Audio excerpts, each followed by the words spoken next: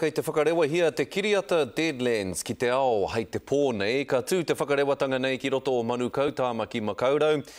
Kei te rere peta ke mai ngā pūrongo maha e whakamiha ana i te kiriata. O tira e whakatairanga ana hoki i a ia ki te tauwhāinga Oscars. Hioi e hari te mea he Māori te ringatohu me te hunga i hanga i te kiriata. Nā whai anō te pātai a pēa te Melbourne i enei rānei, he aha ke ia ngā tino tohu o tēnei mea o te kiriata Māori.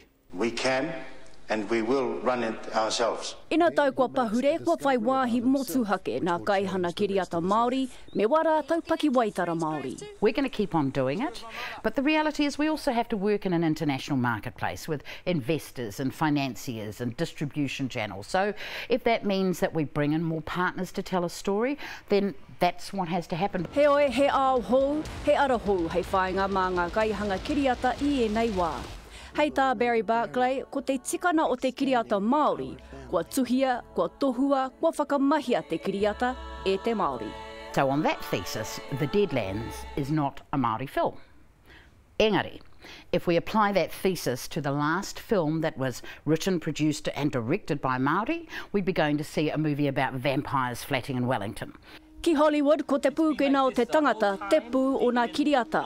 Nā whai anō i whiwhi ki a Taika Waititi, te mahi hana kiriata e ki ana ko Moana, ki te taha o te kamupene Disney. He's able to create opportunities for lots of other Māori people, just in the way that Cliff Curtis and Rena Owen and Te Muera Morrison have. Those of us who are successful in the international arena, by their very nature, create opportunities.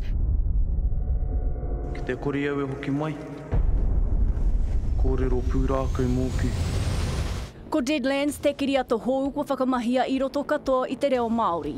He Māori katoa nā kai tapere, he kaupapa Māori hoki, he oi he tauiwi nā kai hautu katoa.